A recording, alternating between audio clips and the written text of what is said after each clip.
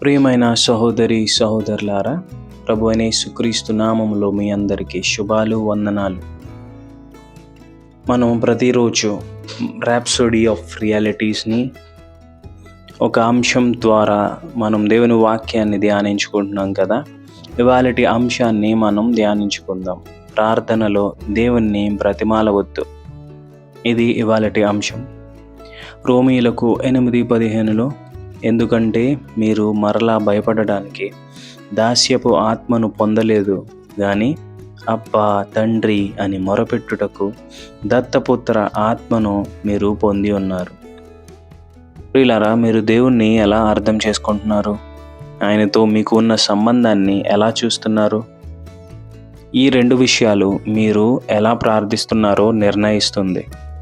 అయితే మీరు దేవుణ్ణి ప్రేమగల తండ్రిగా అర్థం చేసుకున్నప్పుడు మీ ప్రార్థనలో ధైర్యం అనేది ఉంటుంది, విశ్వాసము ఉంటుంది, నమ్మకము ఉంటుంది.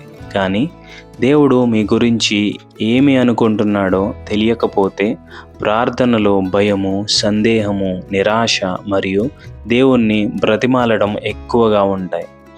దేవుణ్ణి ఎప్పుడూ ఒక అపరిచిత వ్యక్తిగా చూడవద్దు. ఆయన దృష్టిని ఆకర్షించడానికి ప్రయత్నిస్తున్నటువంటి ఒక వ్యక్తిలా ఆయన దగ్గరకు వెళ్ళొద్దు. ఆయన మీ పరలోక తండ్రి. ఒక మంచి తండ్రి తన పిల్లలను ఎలా చూడాలని అనుకుంటాడు? నాకు స్థానము ఉందో లేదో తెలియదు అనే భయంతో ప్రతి విషయానికి ఏడుస్తూ వేడుకుంటూ వచ్చే పిల్లలను చూడాలని అనుకోడు. తండ్రి ప్రేమను నమ్మి తనకు తండ్రి దగ్గర హక్కు ఉందని తెలుసుకొని ధైర్యంగా మాట్లాడే పిల్లలను చూసి తండ్రి సంతోషిస్తాడు. అలాగే దేవుడు కూడా మిమ్మల్ని ప్రేమిస్తున్నాడు. నిజానికి మీరు మిమ్మల్ని ప్రేమించుకునే దానికంటే ఎక్కువగా ఆయన మిమ్మల్ని ప్రేమిస్తున్నాడు. మీరు మీ జీవితానికి మంచి జరగాలని కోరుకునే దానికంటే ఎక్కువగా ఆయన మీకు మంచి జరగాలని ఆయన కోరుకుంటున్నాడు. అందుకే మీరు దేవుని దగ్గరకు భయముతో కాకుండా తండ్రి దగ్గరకు వెళ్ళే కుమారునిలా లేదా కుమార్తెలా వెళ్ళాలి.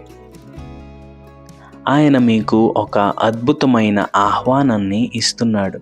హెబ్రీయులకు 4:16లో, కాబట్టి మనము కరుణ పొందుటకును అవసరమైనటువంటి సమయమందు సహాయము కొరకు కృపను పొందుటకును ధైర్యముగా కృపా సింహాసనమునొద్దకు చేరుదము. దేవుడు భయపడుతూ రండి అని చెప్పలేదు, ధైర్యముగా రండి అని చెప్పాడు. ఎందుకంటే ఆయన మిమ్మల్ని ప్రేమిస్తున్నాడు. ఆయన మీ ప్రార్థనలు వినడానికి సిద్ధంగా ఉన్నాడు. బైబిలు ఇలా చెబుతుంది. 34వ కీర్తన 15లో, యెహోవా కనులు నీతిమంతుల మీదనున్నవి, ఆయన చెవులు వారి మొరకు ఒగ్గి ఉన్నవి. దేవుడు మీ ప్రార్థనలను పట్టించుకోకుండా ఉండడు. ఆయన మీ మాటలు వింటాడు. ఆయన మీ గురించి శ్రద్ధ తీసుకుంటాడు. మరో వచనము ఎలా చెబుతుంది. 68 కీర్తన 19లో, ప్రతిదినము మన భారము భరించుచున్న ప్రభువు స్తుతింపబడునుగాక. ఆయన మన రక్షణకర్త అయిన దేవుడు. ప్రతిరోజు దేవుడు మనకు సహాయం చేస్తాడు, మన అవసరాలను చూసుకుంటాడు, మనలను బలపరుస్తాడు. హల్లెలూయా. క్రీస్తు యేసు ద్వారా ఇప్పుడు మీకు తండ్రి దగ్గరకు నేరుగా వెళ్ళే అవకాశము ఉంది. మధ్యలో ఎలాంటి అడ్డంకి లేదు. ఎఫెసీయులకు 3:12లో, ఆయన యందలి విశ్వాసము వలన మనకు ధైర్యముతో కూడిన ప్రవేశము కలిగి ఉన్నది. అంటే మీరు దేవుని దగ్గరకు వెళ్ళడానికి ప్రత్యేక అనుమతి కోసం ఎదురు చూడాల్సిన అవసరము లేదు. మీరు ఆయన బిడ్డ గనుక మొదట చదివినటువంటి వచనాన్ని మళ్ళీ గుర్తు చేసుకోండి. ఇక మీరు బానిసలు కాదు, మీరు భయముతో జీవించాల్సిన వారు కాదు, మీరు దేవుని కుమారులు, కుమార్తెలు. అందువల్ల ప్రార్థనలో ఎప్పుడు దేవా నన్ను గమనించు, దేవా దయచేసి నా మాట విను అనే భయముతో ఉండవద్దు. అలా అనడం వినయానికి గుర్తు కాదు. చాలాసార్లు అది దేవునితో మీకు ఉన్న సంబంధాన్ని పూర్తిగా అర్థం చేసుకోకపోవడం వల్ల వస్తుంది. దేవుడు మీలో చూడాలనుకునేది కుమారుని ధైర్యం, ఆయనను ప్రేమగల తండ్రిగా నమ్మే విశ్వాసం. మీరు ఆయన బిడ్డ అని గుర్తుంచుకోండి.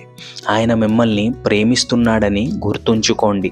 ఆయన మీ ప్రార్థన వింటాడని నమ్మండి. అప్పుడు మీ ప్రార్థన భయముతో కాకుండా విశ్వాసముతో నిండిపోతుంది. దేవునికి స్తోత్రం. హల్లెలూయా. ప్రియమైన సహోదరులారా, మీరు ఈ వాక్యాన్ని విన్నారు కదా. ఈ వాక్యం మీ జీవితంలో స్థిరముగా ఉంటుందని, మీరు దేవుని దగ్గరకు కుమారులు కుమార్తెలుగా మీరు ఆయన వద్దకు వెళ్తారని, మీరు దేవుని సన్నిధిలో మొరపెట్టినటువంటి ప్రార్థనకు జవాబు త్వరగా పొందుతారని నేను నమ్ముతున్నాను, విశ్వసిస్తున్నాను. అయితే ప్రియులారా, నాతో కలిసి ప్రార్థించండి. ప్రార్థన. ప్రియమైన తండ్రి, నన్ను నీ బిడ్డగా చేసుకున్నందుకు నీకు కృతజ్ఞతలు. నీలో నేను భయపడవలసిన అవసరం లేదని, నిన్ను ప్రేమగల తండ్రిగా సమీపించవచ్చని తెలుసుకున్నందుకు సంతోషిస్తున్నాను. నేను నీకు చెందిన వాడిని.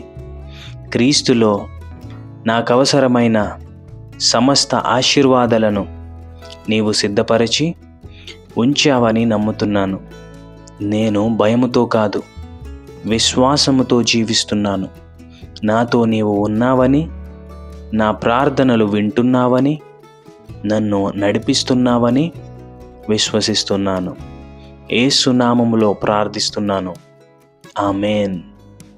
ప్రియులారా, మరింత వాక్యపు అధ్యయనము కోసం గలతీయులకు 4:6-7, అలాగే హెబ్రీయులకు 4:16, మత్తయి 6:6-8 వచనాల వరకు మీకోసం నేను చదివి వినిపిస్తాను. మీరు కుమారులై ఉన్నందున దేవుడు తన కుమారుని ఆత్మను మన హృదయంలోనికి పంపెను. ఆ ఆత్మ అబ్బా తండ్రి అని మొరపెట్టుచున్నది. కాబట్టి నీవు ఇక దాసుడవు కాదు, కుమారుడవు. కుమారుడు అయితే దేవుని వలన వారసుడవు. కాబట్టి మనము కరుణ పొందుటకును, అవసరమైన సమయమందు సహాయము కొరకు కృపను పొందుటకును ధైర్యముగా కృపా సింహాసనమునొద్దకు చేరుదము. నీవు ప్రార్థన చేసినప్పుడు నీ అంతరగదిలోనికి వెళ్ళి తలుపు వేసుకుని రహస్యమందున్న నీ తండ్రికి ప్రార్థన చేయము. అప్పుడు రహస్యమందు చూచుచున్న నీ తండ్రి నీకు ప్రతిఫలమిచ్చును. మీరు ప్రార్థన చేయుచున్నప్పుడు అన్యజనుల వలె వ్యర్థమైన మాటలు మాటిమాటికి చెప్పకండి. ఎక్కువ మాటలు చెప్పడం వలన తమ ప్రార్థన వినపడునని వారు తలంచుదురు. కాబట్టి మీరు వారి వలె ఉండకూడదు. మీరు అడగక ముందే మీకు ఏవి అవసరమో మీ తండ్రికి తెలియను. అయితే ప్రియులారా, మీరు ఈ వాక్యాన్ని ధ్యానించండి. దీనిలో ఉన్నటువంటి గొప్ప సత్యాలు మీరు తెలుసుకోండి. మీ జీవితంలో ఈ వాక్యం ఫలిస్తుందని నేను విశ్వసిస్తూ మరొకసారి మీకు కృతజ్ఞతలు.